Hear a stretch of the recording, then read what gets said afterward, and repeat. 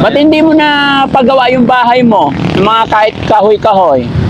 So, pagtulungan kitang gumawa ng bahay dyan, okay lang. Okay lang. Walang magiging problema sa may-ari ng lupa. Ate, gaano mo kamahal si Tatay Lito? Ay naman. Mahal na mahal mo siya. Gaano mo siya kamahal? Is my savior. Ha? My savior. Ah, siya yung savior mo. Kapag kulang pambili ng tulda eh. Kasi kawawa kayo pa mo, butas-butas yung... Pwede sinap po. Sinap. Ayaw. Pwede yung tulda, bili namin ng yero na rin. Oo, Hindi, dalawang yero na ito. dalawang yero lang yung bahay nyo. Kaya na. Napakabait mo naman. Sinap po. Sige na, baka magkulang. Hindi po, hindi po. Bakit? Ba't ayaw mo tumanggap ng maraming pera? Ito, ang dami Parang kong... caregiving ito. Ha? Caregiving. Oo. Hindi, otter. No. Ibibigay. Bibigay ko sa... Loob na Ha? akala ko kagandahan ang loob na magiging yung maganda rin yung pakiramdam ng... Yes. Hindi ba ito caregiving? Maganda ang pakiramdam ko pag binibigyan kita. Hindi, tama na po ito. Tama na. Tama na yan. So, pagbalik ko na... Yung iba na lang po, bigyan niyo.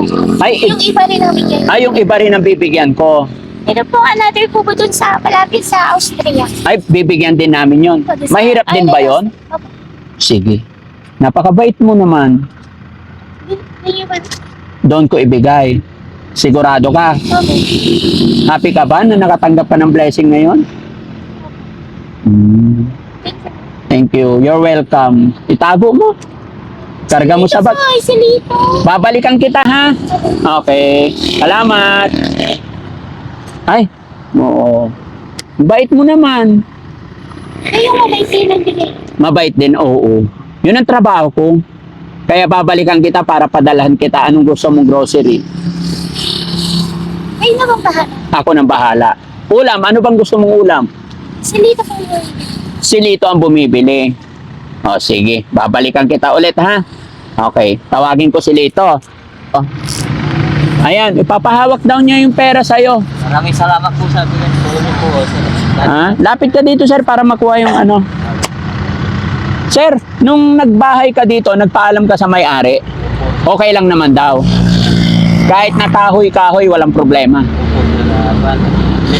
Akong naglilinis dito sa lupa nila. Ay, ikaw naglilinis sa lupa nila. Opo.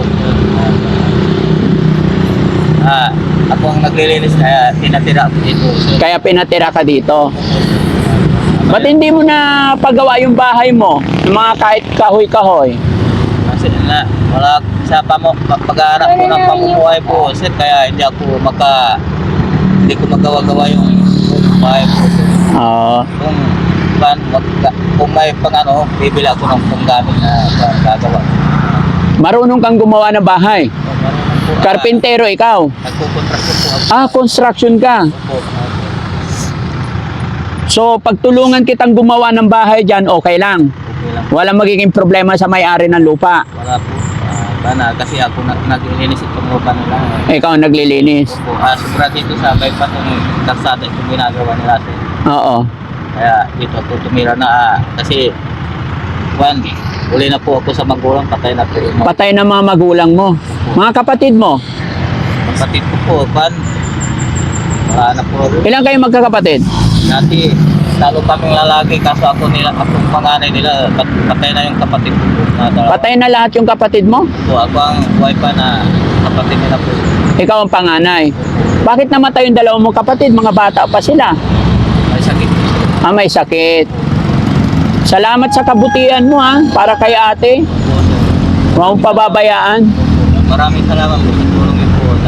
Walang anuman. Pagtulungan po. Oo. Babalik ako. Maraming So salamat pag-aaralan ko kung paanong maitulong ko pa sa inyo, po. Dati. magpaalam ka sa may-ari kung sakaling tutulungan kita para gumawa ng bahay, sana walang maging problema. Okay lang. At ikaw na ang gagawa, kaya mo. Kaya po po. Kaso lang kasi walang materialis na magagawa sa alam niyo na, sir, kung gagawin mo, materialis ang kailangan, hindi mo basta-basta magawa. Anong materialis? Mga yero po na pag-ano, Paano kung ako bibili ng yero? Ilang yero kailangan? 6 na piraso. 6 na piraso. Bukod sa 6 na pirasong yero, ano pa? Yung kawayan na higaan namin, yung inihiga namin, Daddy Frankie, yung karton na hinihingi kong ganito. Ha? Hinihigi. Hinihingi ko sa bayan, ako nandyan. Pwede masilip yung bahay sa loob. Opo, Okay, samahan nyo ako. Yung mga kababayan, pakita ko sa inyo yung bahay ni tatay tsaka si nanay. Ayan. Mag-iingat kayo, baka may ahas dyan, oh. Ha? May pusa po kami. Ay, may pusa kayo. Marami kami pusa na. Dyan na lang kayo. Pasensya na po kayo sa tinutulogan namin na. Okay lang. Sige. Yung hinihiga namin. Kasama namin yung pusa. Pasok dyan sa loob. Kasama nyo yung pusa. Opo, magan. Ilang buwan na kayo nakatira dyan? Isang buwan na mahigit po. Isang buwan pa lang? Opo, isang buwan na mahigit na. Parang hindi isang buwan to. Mahigit na isang buwan. Kaso nasira na po. Oo, di ba hindi lang isang buwan dito? Nandiyan yung pa na. Baka taon na. Tapos diyan kayo nagsasaing. Opo. Mabuti hindi nasusunog yan.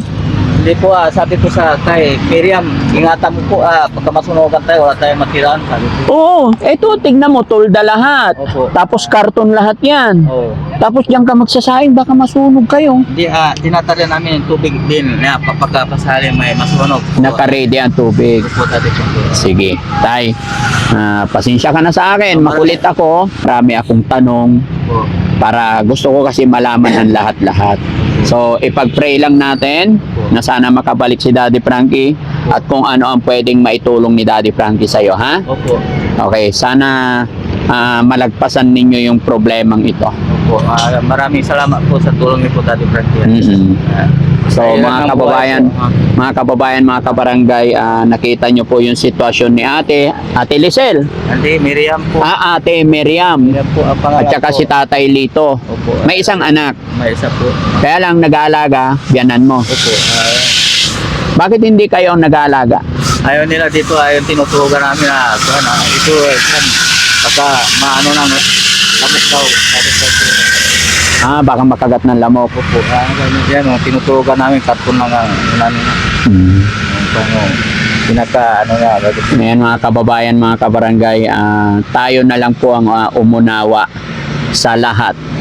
Alam ko sa mga tagapanood natin ay mauunawaan ninyo kung ano man yung mga kahinaan nila.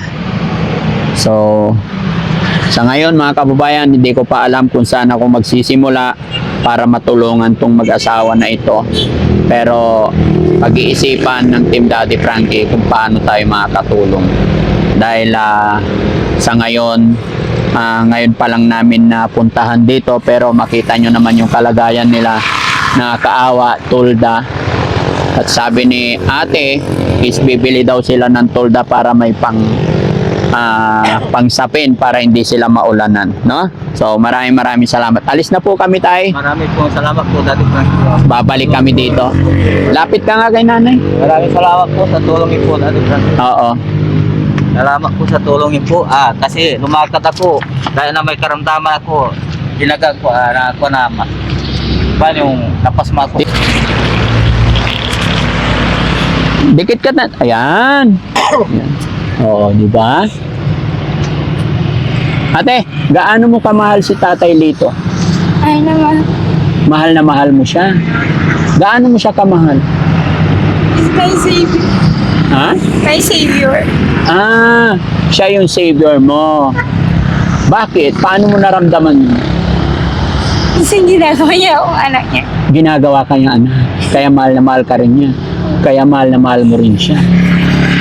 Napakaswerte mo na tagpuan mo si Lito, Tatay Lito na napakabait. Kasi dalawang matanda yung kasama niya sa bahay. Dalawang matanda. Na babae. Dalawang tanda babae. Pero ngayon ikaw na lang.